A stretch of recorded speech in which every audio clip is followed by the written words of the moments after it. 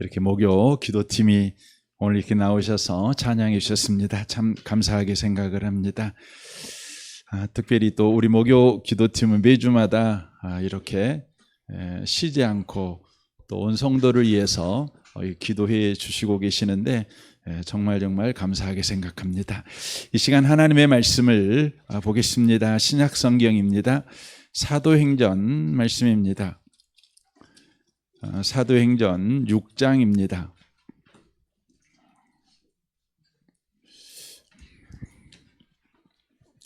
6장 1절에서 7절까지 말씀을 보겠습니다. 사도행전 6장 1절부터 7절까지입니다.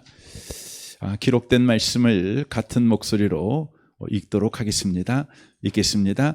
그때에 제자가 더 많아졌는데 헬라파 유대인들이 자기의 과부들이 매일의 구제에 빠짐으로 히브리파 사람을 원망하니 12 사도가 모든 제자를 불러 이르되 우리가 하나님의 말씀을 제쳐놓고 접대를 일삼는 것이 마땅하지 아니하니 형제들아 여러의 가운데 성령과 지혜가 충만하여 칭찬받는 사람 7을 택하라.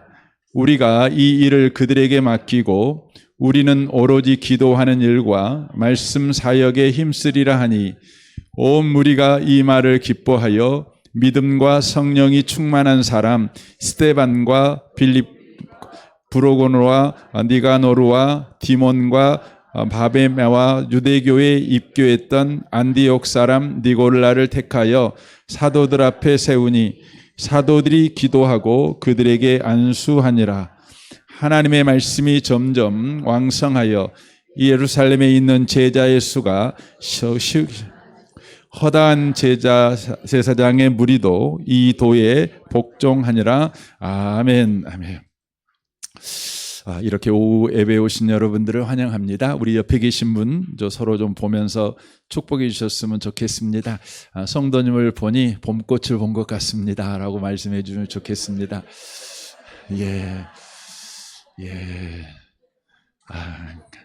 네, 감사합니다. 오늘은 그 집사가 누구인가에 관해서 말씀을 좀 나누었으면 좋겠습니다.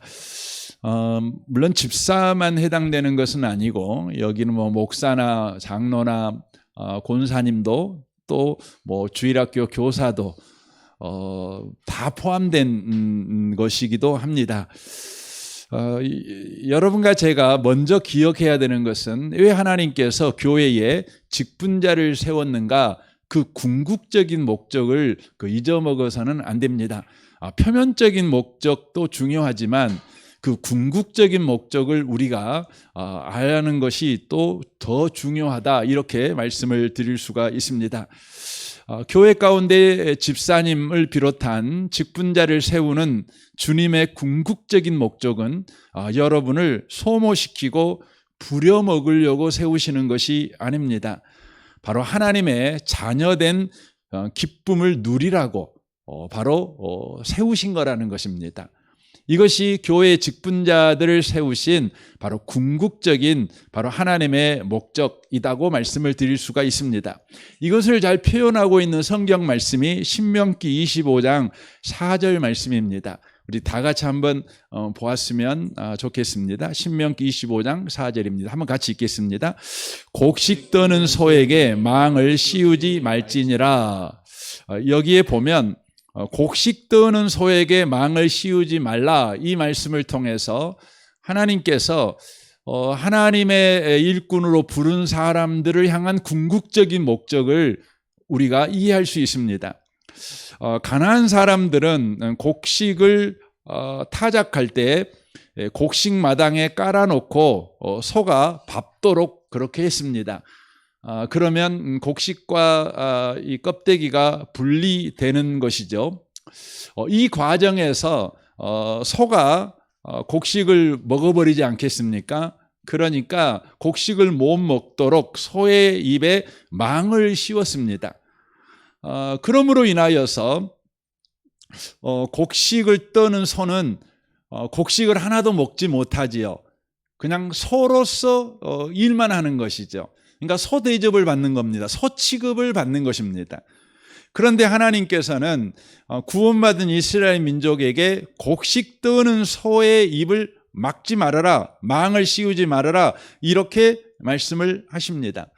그러면 여러분 어떻게 되겠습니까? 소가 곡식을 이렇게 밟고 다니면서 추수한 곡식을 마음껏 먹어버립니다. 그러면 여러분 어떻게 되겠어요? 주인에게 엄청난 손해겠죠. 그러나 소는 추수의 즐거움을 누리게 되는 것입니다. 고생만 하는 것이 아닙니다. 추수의 즐거움을 누리는 것입니다. 그러므로 곡식 떠는 소에게 망을 씌우지 말라고 하는 것은 소에게 일을 시킨다는 핑계로 일꾼 대접하고 있는 것이 아니라 자식 대접을 하고 있는 것입니다.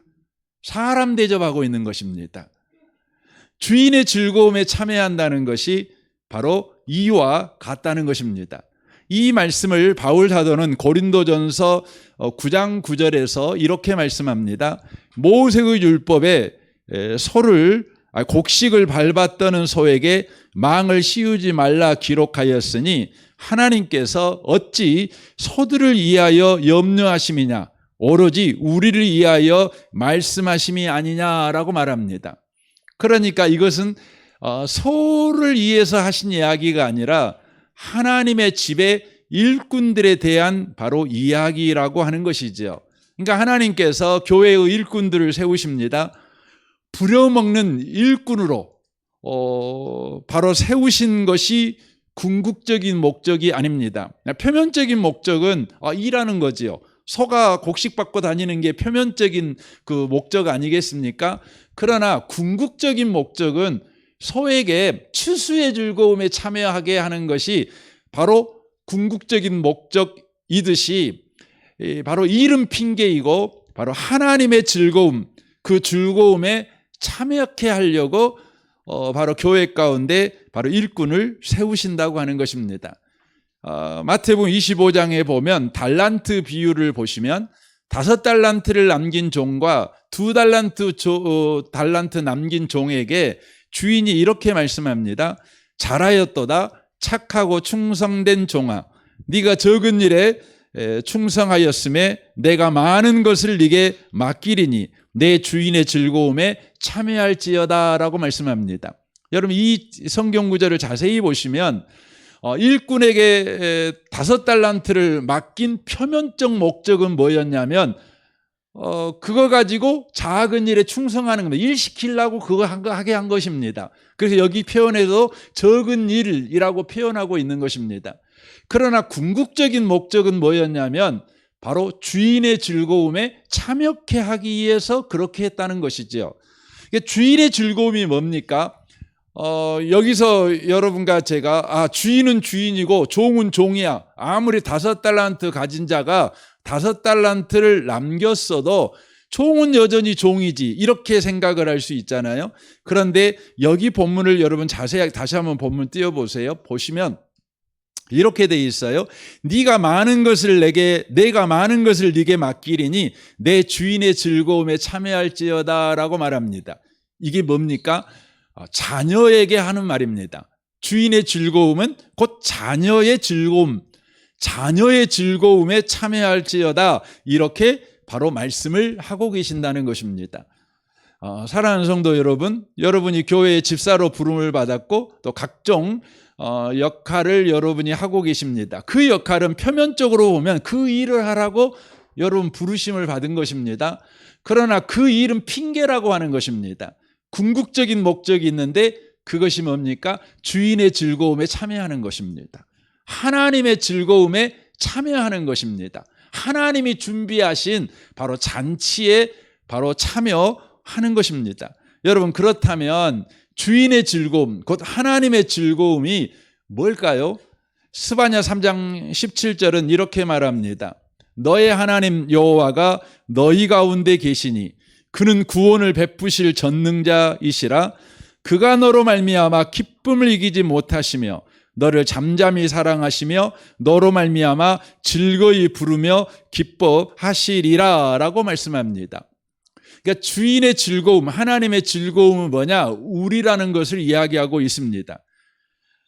그러니까 주인의 즐거움에 참여한다는 의미는 무슨 의미냐면 우리를 자녀 대접하는 것인데 하나님께서 우리를 얼마나 보배롭고 존귀하게 여기시는지, 그러니까 우리 자신이 하나님에게 얼마나 존귀하고 보배로운 자로 대접받고 있는지를 바로 알게 하기 위해서 바로 우리를 일꾼으로 불렀다는 것입니다. 이게 하나님의 즐거움입니다. 여러분, 여러분을 볼 때마다 하나님께서 얼마나 즐거워하시고 여러분과 저를 얼마나 귀하게 여기시고 얼마나 존귀하게 여기시는지 여러분은 알고 살아가고 계십니까? 여러분에게 주어진 인생을 살아가지 않습니까? 그런데 여러분은 매일매일의 삶 속에서 하나님이 나를 너무너무 보배롭고 존귀하게 여겨, 나를 귀하게 여겨, 나를 사랑해, 여러분 이것을 늘 체험하며 살아가고 계십니까? 그렇지 못할 때가 더 많지 않겠습니까? 우리는 사람 앞에 사는 인생을 살아갑니다. 또 우리 앞에 놓인 여러 상황과 환경 속에 여러분과 제가 처해서 그것들이 나를 어떻게 대접하느냐에 바로 인생을 우리가 살아가는 것이죠. 그래서 우리는 끊임없이 사람을 만나고 돌아오면 낙심하지요. 화가 나지요. 또 의기소침하지요. 자존감이 그냥 팍 떨어지지요. 또 여러분과 제가 여러 일을 만나면 그 일로 인하여 밤잠을 못 자지요. 밥맛을 잃어버리지요. 우울하지요. 살맛 안 나지요. 우리는 늘 그런 삶을 바로 살아가는 것 아니겠습니까? 그런데 하나님께서 저와 여러분에게 교회 일꾼이 되게 하셨습니다. 그렇게 하신 이유는 뭐냐면 저와 여러분들이 하나님에게 어떤 대접을 받고 사는지를 바로 알게 하기 위해서요. 여러분과 제가 얼마나 보배롭고 존귀한 자인지를 바로 알도록 하기 위해서. 그래서 여러분과 저의 인생이 바로 침눈에 뒤로 물러가 침눈에 빠진 자가 아니라 앞으로 믿음을 가지고 나아가는 자가 되게 하시기 위해서 그렇게 일꾼으로 불렀다는 것입니다. 그러나 성경 마태복음 25장을 보면 한 달란트 가진 자는 그것을 이해하지 못했어요. 자기한테 일을 맡긴 것은 그 일을 핑계로 주인의 즐거움에 참여케 하시는 바로 큰 본질적인 목적이 있다는 것을 이해하지 못했습니다. 그래서 한 달란트 받은 자는 어떻게 합니까? 자기한테 일을 맡길 때 그 일이 전부인 줄 알았습니다. 그 일로 인하여 자신이 바로 어떤 사람이 된다로 판정된다고 생각을 했습니다. 그래서 그는 두려움에 사로잡히게 되지요. 그래서 어떻게 합니까? 차라리 일을 안 하는 것이 상수다, 이렇게 생각을 한 것입니다. 여러분, 우리 가운데도 그런 분들 계시잖아요. 무슨 일 맡겨놓으면 잘할 자신은 없고 그래서 뭐 합니까? 안 하는 게 상책이다. 그렇지요. 우리나라 사람들 마음 가운데 그런 거 있잖아요. 어중간한 것이 최고다, 그러잖아요. 그래서 눈치를 우리는 잘 봐서 그냥 빠져나가는 편을 선택하는 경우가 많습니다. 그러나 한 달란트 받은 자는 궁극적으로 결국 어떻게 됩니까? 바깥 어두운데 쫓겨가 일을 가는 자가 되는 그런 슬픔을 당합니다. 저는 그 말씀이 옛날에는 제가 그렇게 그냥 성경을 생각했어요. 지옥 같다 보다, 이렇게 생각을 했어요. 근데 제가 마태복음을 쭉 읽어다 보니까 그것이 마태복음에 나오잖아요. 근데 결국 누구 이야기를 하고 있냐면 유대인들 이야기를 하고 있는 겁니다. 그러니까 한 달란트 받은 자들은 우리가 지금 마태복음 8장을 보면 그걸 알게 되잖아요. 8장에서 우리가 읽어보는데 우리가 이방인 백부장의 하인이 병 고치는 장면을 통해서 우리가 보았던 것이 있지요. 거기에 보면 이렇게 말씀하는 장면이 나옵니다. 8장.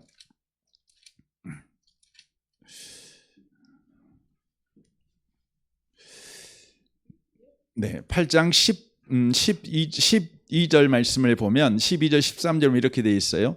또 너희에게 이르노니 동서로부터 많은 사람이 이르러 아브람과 이삭과 야곱과 함께 천국에 앉으려니와 그 나라의 본 자손들은 바깥 어두운 데 쫓겨나 거기서 울며 이를 갈게 되리라, 이렇게 말씀하십니다. 지금 유대인들한테 하는 말이거든요. 이방인들은 주님 앞에 돌아오지요. 그런데 유대인들은 가장 먼저 하나님의 은혜를 받은 민족 아니겠습니까? 가장 먼저 부르심을 받은 민족이고 하나님의 말씀과 율법을 받은 민족 아니겠습니까? 그러나 이들은 바깥 어두운 데 쫓겨나 거기서 울며 이를 갈게 된다, 이렇게 말씀합니다. 왜 그렇게 된 것입니까? 그렇게 된 이유가 뭐였냐면 그들은 자신들의 잘잘못으로 바로 구원이 주어진다는 생각을 하는 것입니다.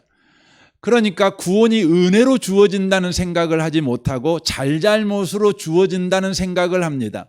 그러니까 하나님에게 더 가까이 가는 편을 선택하는 것이 아니라 점점 하나님에게서 멀어지는 편을 선택하는 것입니다. 그들이 열심을 가지면 가질수록 하나님에게 멀어지는 것이죠.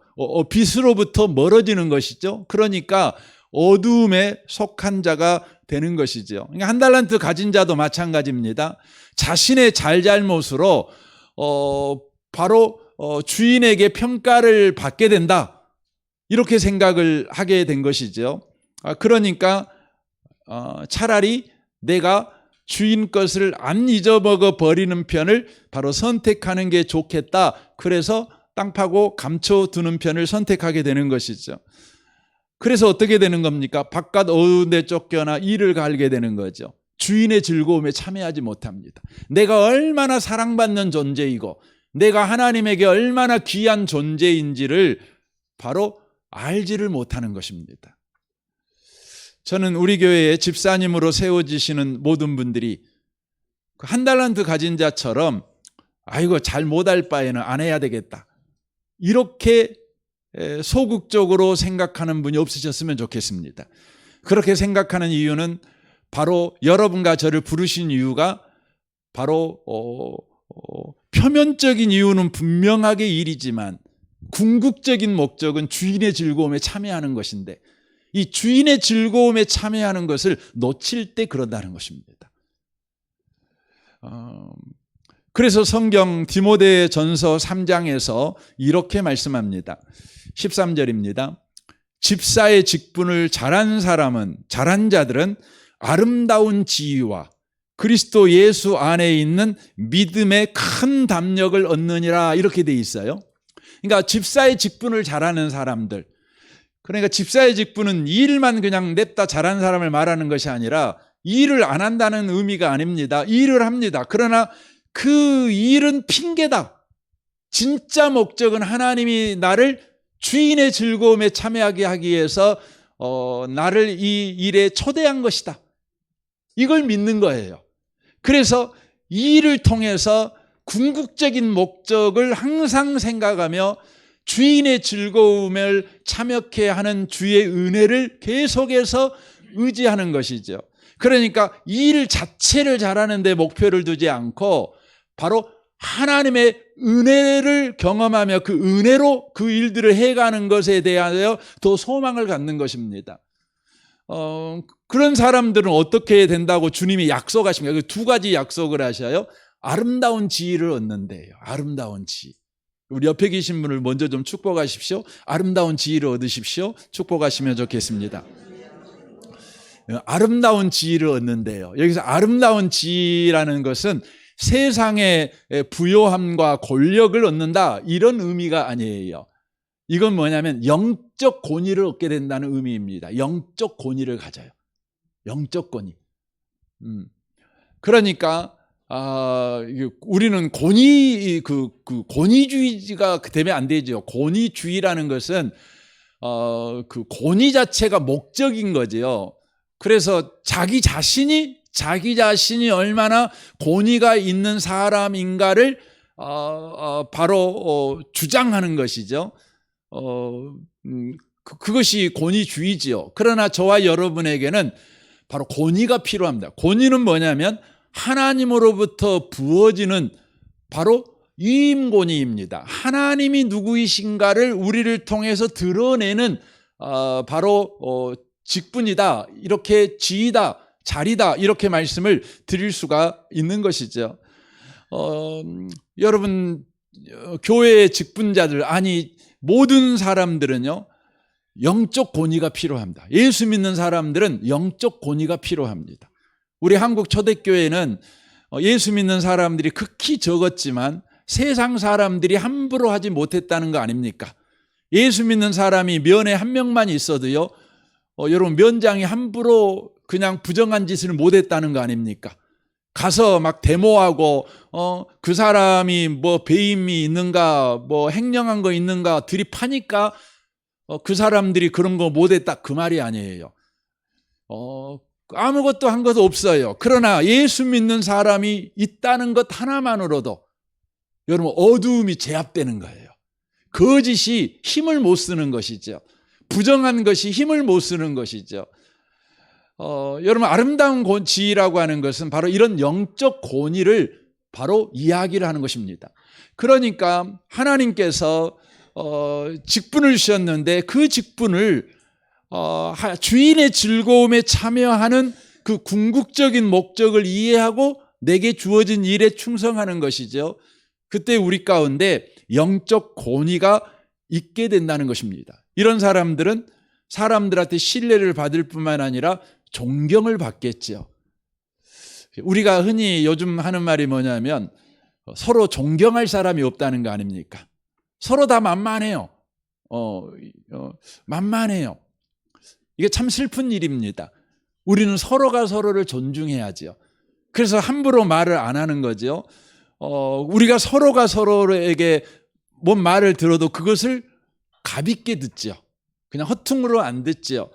여러분, 교회가 이렇게 영적 권위자들이 많아서 서로가 서로를 존중하며 서로가 서로를 신뢰하며 서로가 서로에게 빛이 되어주는 교회가 되어야 된다는 것입니다.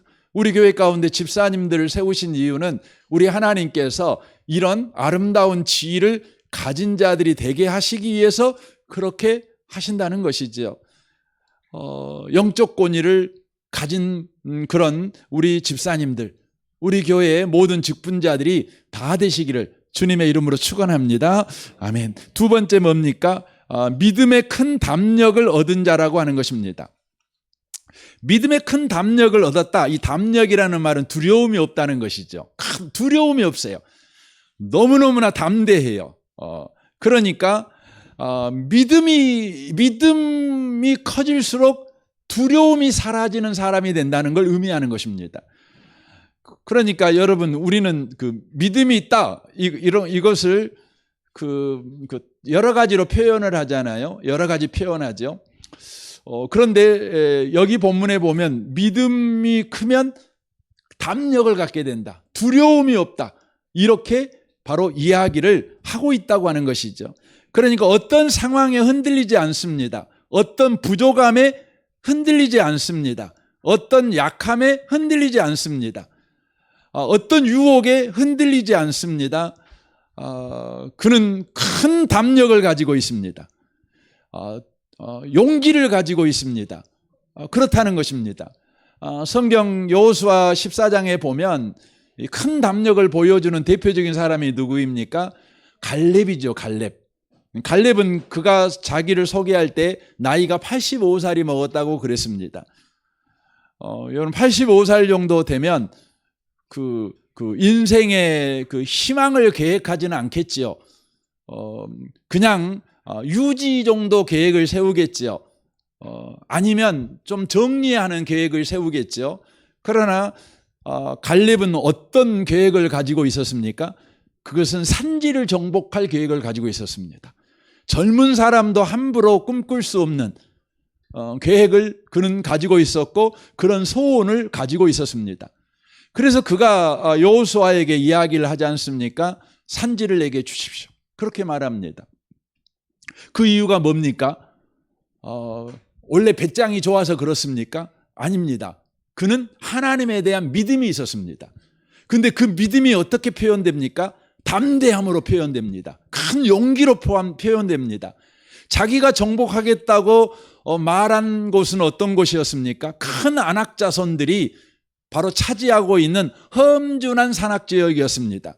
그러니까 그곳에 있는 사람들은 강해야만 살아남을 수 있는 땅이었다는 의미이겠지요. 그러나 요 갈렙은 그 땅을 내게 달라는 것입니다. 왜냐하면 그는 담대했어요. 왜 담대했습니까? 하나님 때문에. 그러면 그 하나님을 어떻게 경험했습니까? 그가 이야기를 합니다. 본인이 40년 동안 이렇게 삶을 살았다는 거죠. 자기에게 맡겨진 직분을 감당했죠. 갈렙은 특별히 유대 지파의 수장이었습니다. 그 직분을 감당하면서 그가 뭘 경험한 거죠? 그 일의 수고로움, 그 일의 힘듦을 경험한 것이 아니라 그 일을 통해 주인의 즐거움에 참여한 것입니다. 하나님의 즐거움에 참여한 것입니다. 하나님이 나를 어떻게 대하고 계시는지, 내가 하나님 손에서 어떤 존재인지를 계속해서 경험한 것입니다. 그러니까 나이 85세가 먹었지만 나이에 붙들려 있는 자기가 아니라 하나님께 붙들려 있는 자기를 생각하는 것입니다. 믿음의 큰 담력을 가지고 있었다고 하는 것이죠. 저는 우리 교회의 모든 성도님들이요, 어떤 일이 있으면 비명 지르는 사람들이 없었으면 좋겠습니다. 어떤 일이 있으면 겁이 덜컥 나가지고 그냥 타협해버린 사람이 없었으면 좋겠습니다. 담대했으면 좋겠습니다. 용기가 대단했으면 좋겠습니다. 해보자 하는 사람들이 됐으면 좋겠습니다. 하나님이 우리 가운데 있지 않습니까? 하나님이 홍해도 가르지 않으셨습니까? 아니, 하나님께서 어떤 분이십니까? 오늘 말씀하신 대로 바람과 바다도 잔잔케 하시는 창조주 아니십니까? 이렇게 하나님을 들고 나오는 그런 담력이 있는 분들이 꼭 되셨으면 좋겠습니다. 이게 믿음입니다. 믿음. 우리는 믿음이 있노라 하면서 기도는 잘해요. 역시 기도해야지요. 나 믿음이 있으니까 예배합니다. 잘하는 겁니다. 그러나 여러분, 믿음이 뭘로 진짜 나오냐면 담력으로 나와요. 용기로 나오는 것입니다. 용기로 나오는 것입니다. 그 근거가 분명합니다. 그냥 무작정 용기를 갖는 것은 무모한 것이죠. 그러나 근거가 분명한 것은 여러분 담력, 진짜 용기인 것입니다. 그래서 히브리서 말씀에 보면 믿음의 사람들 이야기가 나오잖아요. 믿음의 사람이라는 말은 어떤 의미입니까? 하나님을 믿는 사람이다. 하나님을 신뢰하는 사람들이다. 뭐 이런 의미 아니겠습니까? 그러니까 하나님을 정확하게 믿어요. 그냥 하나님을 기대해요. 그랬더니 이 사람들이 어떤 담대함을 가지고 있었냐면 히브리서 11장 36절에 보면 이렇게 말씀하십니다. 한번 보십시오. 또 어떤 이들은 조롱과 채찍질 뿐만 아니라 결박과 옥에 갇히는 시련도 받았으며 돌에 치는 것과 톱으로 켜는 것과 시험과 칼로 죽임을 당하고 양과 염소의 가죽을 입고 유리하여 궁핍과 환난과 학대를 받았으니 이런 사람은 세상이 감당하지 못하였느니라 이렇게 말씀합니다. 세상이 감당하지 못했대요. 조롱이 감당하지 못하는 사람, 채찍질이 감당하지 못하는 사람, 결박과 옥에 갇히는 시련이 바로 감당이 안 돼요. 그것들이 바로 무릎을 꿇어버리는 것이죠. 돌로 치는 것이 무릎을 꿇어버리고 톱으로 켜는 것이 무릎을 꿇어버리는 것이죠. 시험이 무릎을 꿇어버려요. 칼로 죽임을 죽임을 일으키는 그 일이 무릎을 꿇어버리는 거죠. 이게 세상이 감당하지 못한다는 거죠. 왜냐하면 이런 일들 앞에 믿음의 사람들은 겁을 집어먹고 타협하거나 숨어버리거나 그냥 적당히 그냥 무릎을 꿇어버리는 사람들이 아니었습니다. 그들은 용기가 대단했어요. 죽으면 죽으리라였지요. 세상이 감당이 안 됐다는 겁니다. 여러분, 하나님께서요, 여러분 교회에 집사님들을 세운 이유는요, 뭐 교회 부흥시켜라, 헌금도 많이 해라, 봉사도 더 열심히 해라. 여러분, 그것이 궁극적인 목적이 아니에요. 궁극적인 목적은 뭐냐면 아름다운 지위를 얻게 하기 위해서예요. 믿음의 큰 담력을 가진 자가 되게 하시기 위해서예요. 바로 주인의 즐거움에 참여하는 자예요. 하나님이 우리를 어떻게 대하시는가를 분명하게 알고 하루하루를 살아내는 사람이 되게 하기 위해서라는 거예요. 요즘은 교회에서 그냥 그 집사님은 그냥 너나 다 임명하잖아요. 그냥 우리가 그러지 않습니까? 왜냐하면 그냥 그냥 교회 가면 성도님 그러면은 되게 그 사람들이 싫어해요. 그 성도님 그러면 그냥 집사님 이 정도는 불러줘야 그래도 괜찮다는 생각을 갖는 것 같아요. 그래서 그냥 너나 하고 다 이렇게 합니다. 그런데 실제 집사의 일을 하는 사람은 거의 없어요. 예. 요즘 교회들이 다 그런 어려움이 있죠. 사랑하는 우리 은혜복음교회 성도 여러분, 또 특별히 집사님 여러분, 주님이 여러분을 은혜복음교회 집사로 세우신 것은 부려먹기 위해서가 아니에요. 그럼 일하지 말라고 그러는 겁니까? 아니에요. 여러분 일하셔야 돼요. 그 일을 해야 돼요. 반드시 하셔야 됩니다. 그러나 그 일이 여러분을 골병들게 하는 목적이 아니라는 것입니다. 바로 그 일이 아름다운 지위를 얻게 하기 위해서예요. 믿음의 큰 담력을 얻게 하기 위해서예요. 꼭 여러분이 꼭 그런 분들이 꼭 되셨으면 좋겠습니다. 얼마나 아름답고 놀라운 바로 일인지 모르겠습니다. 여러분, 스데반 집사가 죽음 앞에 서 있잖아요. 스데반은 집사님이셔요. 그런데 그가 얼마나 집사의 직분을 잘 감당을 했습니까? 그러니까 그가 죽음 앞에 있었을 때도요, 그는 어떤 사람이었습니까? 사도행전 7장 55절 보면 이렇게 성경이 증언합니다. 스데반이 성령 충만하여 하늘을 우러러 주목하여 하나님의 영광과 및 예수께서 하나님 우편에 서신 것을 보고 말하되 보라, 하늘이 열리고 인자가 하나님 우편에 서신 것을 보노라 라고 말합니다. 우리는 그렇게 하지 않지요. 우리는 보통 이런 일을 당하면 분노가 충만하여 하늘을 우러러 안 보죠. 뭘 봅니까? 상대방을 째려보죠. 그리고 하나님의 영광과 예수께서 서신 것을 봅니까? 아닙니다. 그 사람이 나를 무시하고 나를 하찮게 여기는 것을 봅니다. 그리고는 어떻게 말합니다. 하늘이 열립니까? 아니요, 뚜껑이 열려. 우리 뚜껑이 열리고. 그렇죠. 우리는 그래요. 그러니까 우리는 사도행전을 그렇게 많이 읽지만 사도행전에서 튀어나오는 성도가 거의 없어요. 성경은 들고 다니고 항상 어디서 튀어나와요? 그 우리의 감정에서 튀어나온 사람밖에 없는 거예요. 여러분, 하나님은 우리 은혜복음교회 성도들이 성경에서 튀어나온 분들이 되기를 원하십니다. 사도행전을 읽었으면 사도행전에서 튀어나온 사람이 되기를 원하십니다.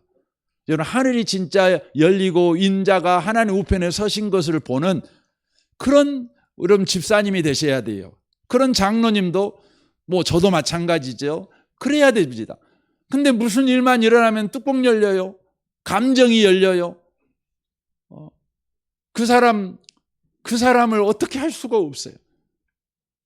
저는 그런 생각이 들어요. 스데반이 이렇게 돌멩이 맞아 죽을 때요, 어느 누구도 스데반 눈치를 본 사람은 없었을 거예요. 스데반 눈치를 본 사람은 없었을 거예요. 여러분, 교회 신앙생활 하다 보면은요, 여러분 사람 눈치 얼마나 본지 몰라요. 교회하고도 눈치 봐요. 저 성도 건들면 아이고 성질이 보통이 아니요 하고 눈치 봐요. 눈치 봐. 여러분, 스데반 집사를요 돌로 때려 죽이는 사람도 스데반 눈치를 안 봤어요. 가압에 때려 죽여버렸어요.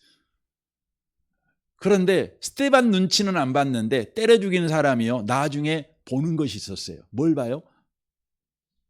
하나님은 봐요. 그래갖고 때려 죽였던 그 증인 중에 한 사람 바울이 예수 믿게 돼요. 여러분, 우리 눈치를 보면은요, 사람들이 예수 믿을 수가 없어요. 우리 욕할 때, 여러분, 눈치 안 보고 우리 욕하는 거예요. 왜냐하면 우리가 성질을 안 내니까, 복수를 안 하니까. 여러분, 이슬람을 건들려면 우리 눈치 봐야 돼요. 이슬람 건들면은요, 이슬람들은 보복을 하잖아요. 폭탄 몸에 들고 와서 그냥 같이 빵 터져 죽어본다니까요. 그러니까 이슬람 안 건들어요, 우리. 근데 이슬람 사람들은 기독교인 건들어요. 여러분, 이디오피아에서 보코하림이라는 이슬람 과격단체가 얼마나 많은 교회를 불태우고 동네에 들어가고 사람을 죽인지 몰라요. 여러분, 여기 그 나라는 기독교인과 이슬람이 거의 반반이거든요. 근데 눈치 안 보고 그냥 다 죽여버렸어요. 죽여버렸어요. 기독교인, 여러분, 이슬람은 계속 우리 눈치 봐야 된다니까요. 근데 신기한 일이 일어나요. 여러분, 기독교인은 눈치 안 보고 다 때려 죽이고 불질러 죽이고 막 칼로 찔러 죽이고, 그래도 그 사람 눈치 안 봐. 그 후회하는 마음도 없어요. 근데 놀라운 것은 그 일을 저지른 사람이 어느 순간인가 예수 믿어요. 신기해요. 요즘 저는 우리 한국 교회를 볼 때요, 너무너무 슬퍼요. 뭐가 슬프냐면 세상에게 욕먹는 것 보면서 한국 교회가 참 슬프다, 안 됐다. 물론 그런 부분도 있어요. 근데 진짜 슬픈 건 뭐냐면 한국 교회는 세상에 욕할 때 한국 교회 눈치를 봅니다. 눈치를 봅니다. 왜냐하면 교회 잘못 건드면 막 길거리 나가갖고 막 또 데모하고 막 그러거든요. 그러니까 세상이 교회를 막 핍박하고 욕하고 니들 잘못해서 할 때요, 얼마나 눈치 본지 몰라요. 보복당하니까. 여러분 스데반 집사는 돌로 때려 맞을 때요, 때리는 사람들이 눈치 보지 않았다니까요. 그렇게 복음은요, 그런데 놀라운 건 그렇게 복음이 흘러간 거예요.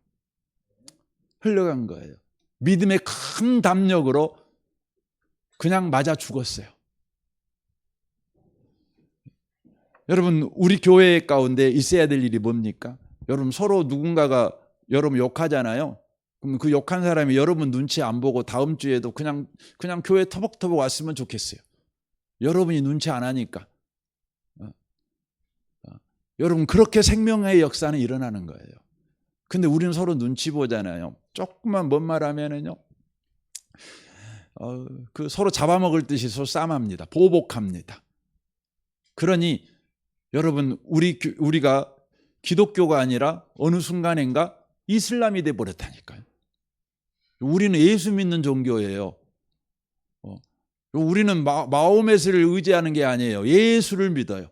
우리는 보복이 여러분 교리인 교회가 아니에요. 성경은 보복을 교리로 하지 않아요. 여러분, 꾸라는 보복이 당연한 거예요. 성전이라는 이름으로 보복을 하잖아요. 그게 당연해요. 그래서 이슬람은 한 손에는 칼, 한 손에는 꾸란 아닙니까? 근데 우리는 뭐예요? 우리는 십자가의 예수만 자랑해요. 십자가의 예수만 자랑해요.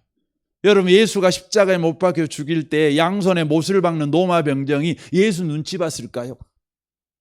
한 손 때리면 예수가 욕을 그냥 한 바가지 해버리니까 오메 저놈 못 박으려면 아이고 내가 욕먹을 각오하고 못 박아야 돼, 이런 생각했을까요? 아니에요. 그냥 못 박았어요. 생각 없이 못 박았어요. 머리에 가시가 안 실 때에도 그냥 히닥거리면서 박았어요. 옷 뺏겨갖고 서로 나눔 가질 때에도 그랬다고요. 그런데 그 십자가가 구원 얻는 우리에게는 하나님의 능력이요, 하나님의 지혜예요. 여러분, 집사님이 집사님 일 잘하면은요, 이런 믿음의 담력, 아름다운 지혜를 얻게 된다는 것입니다. 그러면 여러분, 집사님이 집사님 일, 표면적인 일은 뭘까요? 그러니까 여러분, 그 궁극적인 목적은 주인의 즐거움에 참여하는 것이고 아름다운 지혜와 믿음의 큰 담력을 얻게 하는 것이 바로 궁극적인 목적인데 표면적인 이유가 있습니다. 목적이 있지요. 그래서 오늘 본문 우리가 읽었던 사도행전 6장을 보면 나오고 있습니다. 보면 이렇게 돼 있죠. 그때 제자가 더 많아졌는데 헬라파 유대인들이 자기의 과부들이 매일매일 구제에 빠짐으로 히브리파 사람을 원망하니 12 사도가 모두 제자를 불러 이르되 우리가 하나님의 말씀을 제쳐놓고 접대 일을 일삼는 것이 마땅하지 아니하니 형제들아 너희 가운데서 성령과 지혜가 충만하여 칭찬받는 사람 7을 택하라. 우리가 이 일을 그들에게 맡기고 우리는 오로지 기도하는 일과 말씀 사역에 힘쓰리라. 이렇게 되어 있습니다. 표면적인 일은 무엇이었냐면 여기에 보면 다른 사람들을 섬기는 일이었다는 것이죠. 다른 사람을 섬기는 일입니다. 그런데 그 섬기는 일의 목적이 뭐였냐면 바로 사도들이 오로지 기도하는 것과 말씀 전하는 사역에 힘쓰도록 하기 위해서 그랬다는 것입니다. 그러니까 사람을 섬기는 것을 해야 되는데 그것의 다른 목적이 뭐냐면 목회자가 기도와 말씀에 전무하도록 돕는 것입니다. 그것은 목사님을 위해서 그런 것이 아닙니다. 그것은 바로 교회를 위해서 그러는 것도 아니고 여기 7절에 이렇게 되어 있습니다. 7절을 보십시오. 하나님의 말씀이 점점 왕성하여 예루살렘에 있는 제자의 수가 심히 많아지고 허다한 제사장의 무리도 이 도에 복종하니라 라고 말씀합니다. 2가지 일이 일어났어요. 그것은 어떤 일이었냐면 교회에 제자의 수가 많아졌어요. 그리고 불신자가 예수 믿는 일이 일어났어요. 왜 그렇게 됐냐면 하나님의 말씀이 점점 왕성해졌기 때문에 그래요. 그러니까 집사님들이 섬기는 일을 해야 됩니다. 사람 섬기는 일을 해야 됩니다. 그것이 주방 일이 결국은 사람 섬기는 일이고 주차 안내도 마찬가지고 교회 와서 청소하는 일도 마찬가지고 여러 가지 일이 있잖아요. 근데 그것의 일들은 모두 다 뭐냐면 사람을 섬기는 일입니다. 사람을 섬기는 일이에요. 근데 그 섬기는 일을 왜 해야 되느냐? 원래 그것은 목사가 해야 될 일인데 그 일이 바로 많기 때문에 목사가 기도와 전도하는 일, 기도와 말씀하는 준비하는 일에 전심전력하고 그것을 하는 것이죠. 사람 섬기는 일을 하는 것이죠. 그래서 얻은 결론이 뭐냐? 결론은 뭐냐면 교회가 정하는 이 강단에 전한 말씀이 점점 세력을 얻는 것입니다. 힘을 얻는 것입니다. 그래가지고 그냥 교회 어영부영 다니던 사람들이 신실한 제자가 되는 것입니다. 그리고 교회 밖에 있는 사람들이 예수 믿는 일이 일어난다는 것이죠. 바로 이것이 집사님들이 해야 될 일이라고 하는 것입니다. 표면적 일이라고 하는 것이죠. 사랑하는 성도 여러분, 이 부분을 위해서 집사가 세워졌다는 거예요. 그래서 여러분 집사님 되신 분들은 여러분들이 이런저런 일을 이렇게 하잖아요. 할 때마다 여러분이 내가 이 일을 함으로 목사님이 기도와 말씀에 전무하도록 바로 내가 이 일을 한다. 이 의식을 잊지 마셔야 돼요. 그리고 여러분이 늘 보셔야 돼요. 지금 이 강단에서 선포된 말씀이 이 교회 가운데 왕성한가, 세력을 얻고 있는가, 이 부분을 꼭 살펴보셔야 돼요. 그래서 그것이 안 돼 있다면 여러분과 제가 뭘 해야 돼요? 여러분이 더욱 사람을 섬기는 일을 진력하면서 저한테 와서 말해야 돼요. 목사님, 제가 이 일 더 열심히 섬길 테니까 목사님은 기도와 말씀 전하는 일에 또 말씀을 준비하는 일에 전심전력하세요. 어디 놀러 다니지 마시고 어디 돌아다니지 마시고 말씀을 더욱 준비하세요. 더욱 엎드려 기도해 주세요. 그래서 증거되어지는 하나님의 말씀이 온전히 하나님의 말씀만 증거하게 하세요. 그렇게 하는 겁니다. 그것에 보이는 표시가 뭐냐면 교회에 안 믿는 사람이 어영부영한 사람이 제자가 되는 거고 안 믿는 사람들이 예수 믿는 일이 교회 가운데 있냐 없냐를 보는 거예요. 그걸 보는 것입니다. 그걸 여러분이 보면서 평가하는 것이에요. 아, 우리 목사님 더 말씀에 전무하도록 내가 더 맡은 일의 역할을 다해야 되겠구나. 이걸 하는 것입니다. 그러니까 이것은 여러분 교회는 숫자가 막 많아지는 것이 교회의 궁극적인 목적은 아니에요. 그러나 교회에 날마다 사람이 변화되는 일은 있어야 된다는 거예요. 안 믿는 사람이 예수 믿는 일은 항상 일어나야 된다는 거예요. 그 일은 어떻게 되냐? 집사가 집사의 일을 잘하는 것이죠. 그리고 그것이 목사가 목사의 일에 전념하게 하는 것이죠. 그것을 늘 여러분이 생각을 하시면서 그렇게 하셔야 된다는 것입니다. 그래서 사도행전에 보면 교회에 언제나 그 중요한 것이 뭐냐? 그러면 사도행전 12장 24절에 보면 하나님의 말씀은 흥황하여 더하여더라. 하나님의 말씀이 흥황했다. 이렇게 말하고 19장 20절에서도 이와 같이 주의 말씀이 힘이 있어 흥황하여 세력을 얻으니라. 이렇게 되어 있습니다. 여러분, 우리 교회에 강단에서 선포된 말씀이 흥황하는 교회가 꼭 돼야 됩니다. 여러분, 세력을 얻은 교회가 돼야 돼요. 어두움을 쫓아내는 말씀이 돼야 되고 약한 것을 주의 말씀으로 덮어버리는 그런 힘이 있는 말씀이 돼야 돼요. 여러분, 거짓을 파하고 선을 세우는 말씀이 돼야 되겠죠. 하나님 나라를 소망하게 하는 말씀이 돼야 되겠죠. 이것은 목사 혼자 되는 게 아니라 집사님들이 또 각자의 직분을 맡는 거죠. 충실하게 하는 것이죠. 여러분 생각을 해보세요. 여러분 교회에 막 이 모양 저 모양의 일이 많아요. 성도들이 싸움하고 교회 일은 하나도 안 되고 청소도 안 되고 뭣도 안 되고 다 준비가 안 돼. 그러면 여러분 제가 그런 일을 제가 해야 되겠죠. 제가 다 해야 되겠죠. 여러분 어떤 교회는 그 새벽 기도를 하는데 목사님이 새벽 기도 운행을 해요. 차 운행을 해갖고 돌아와 가지고 설교를 해요. 물론 그렇게 설교할 수도 있습니다. 그러나 여러분 그것은 하나님의 말씀이 흥황하는 일에 굉장히 문제가 되는 겁니다.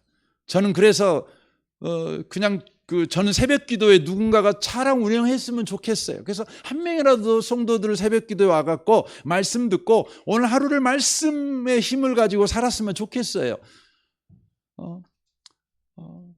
그러나 저는 우리 부목사님들을 그럽니다. 교육자들도 차량 운행하지 마라 그럽니다.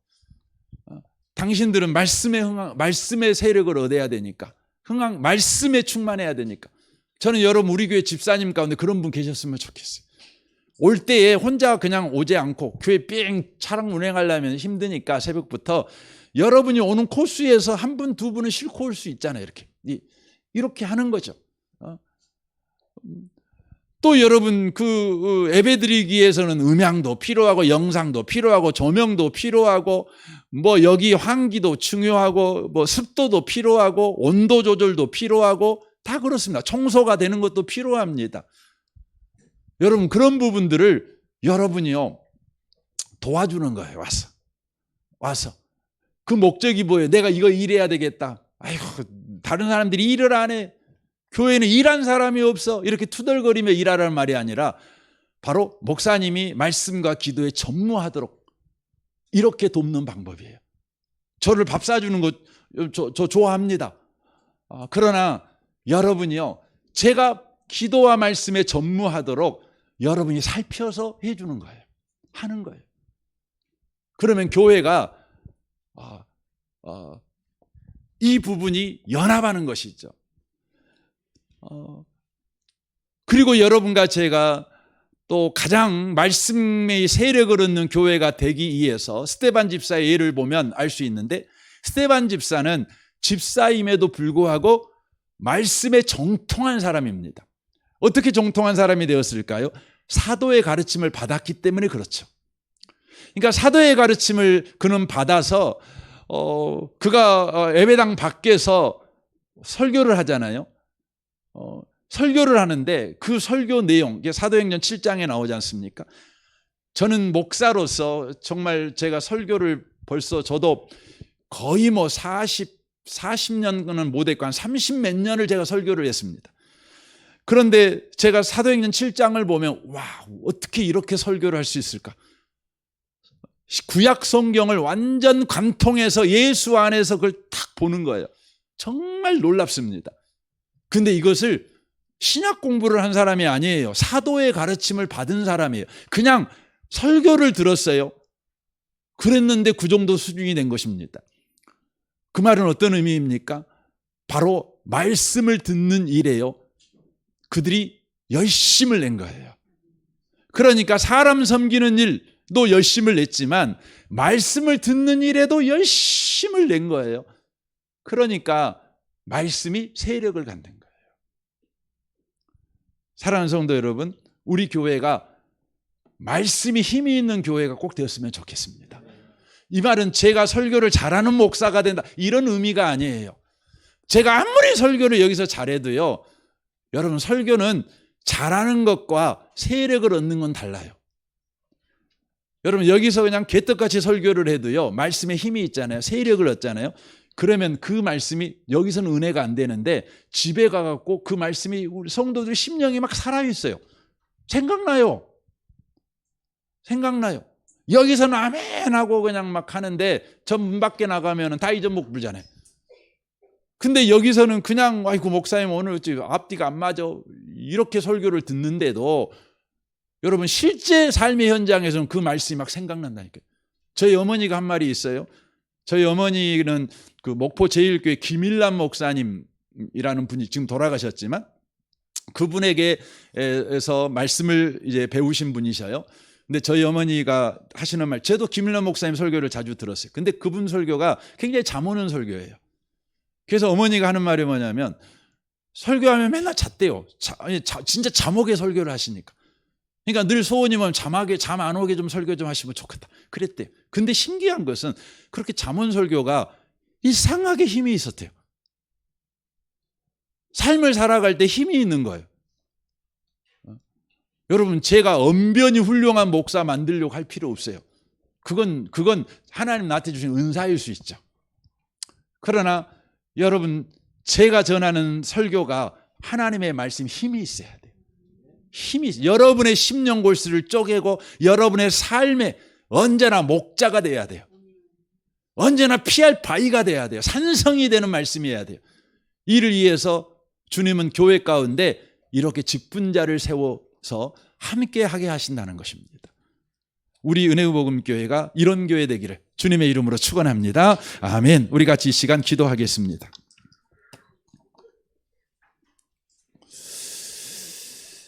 오늘 말씀을 생각하며 주님, 우리 교회의 모든 직분자들, 특별히 집사로 세워진 분들, 주인의 즐거움에 참여하는 자들 되게 하옵소서.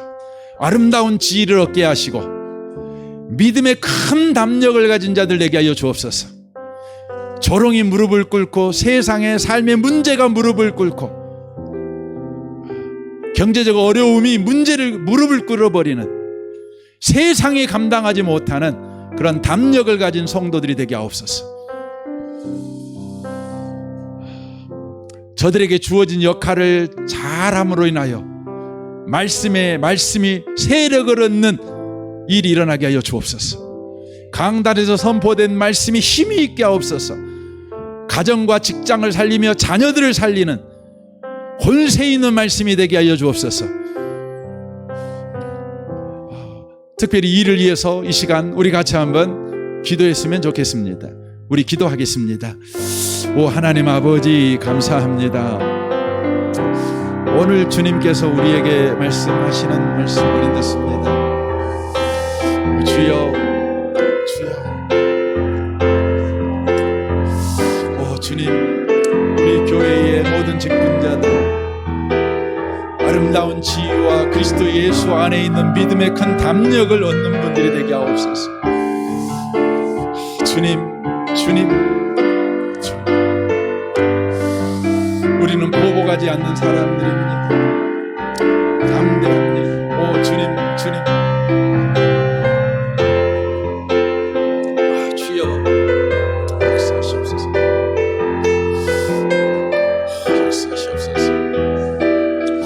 교회가 하나님의 말씀이 흥황한 교회 되기를 원합니다. 말씀이 세력을 얻는 교회 되기를 원합니다. 말씀이 왕성하기를 원합니다. 오 주님 그렇습니다. 오 하나님 아버지 감사합니다. 우리 교회에 여러 직분자들을 세워주시니 감사합니다. 주님이 저들을 직분자로 세우신 궁극적인 목적은 주인의 즐거움에 참여하는 자, 하나님의 즐거움에 참여하는 자가 되는 것입니다. 아름다운 지혜를 얻는 것이며 믿음의 큰 담력을 얻는 자들이 되는 것입니다. 주님, 우리 교회 성도님들이 다 그런 자들이 되도록 주여 축복하여 주옵소서. 주님이 저들을 직분자로 부르신, 일꾼으로 부르신 궁극적인 목적을 한시도 잊어먹어버리지 아니하고 그렇게 맡은 일에 충성해가는 귀한 분들 다 되게 하여 주옵소서. 맡은 일에 충성하는 그 일을 할 때에 우리 교회가 하나님의 말씀이 점점 왕성한 교회가 되게 하시고 말씀이 흥황한 교회가 되게 하시고 말씀이 힘이 있어 세력을 얻는 교회가 되는 일이 있게 하여 주옵소서. 그래서 불신자가 예수 믿는 교회, 예수 믿는 사람들이 제자가 되는 교회, 제자들이 아비가 되는 교회, 사람이 변화되는 교회가 되도록 주여 축복하여 주옵소서. 주님만 홀로 영광을 받으시옵소서. 예수님의 이름으로 기도합니다. 아멘.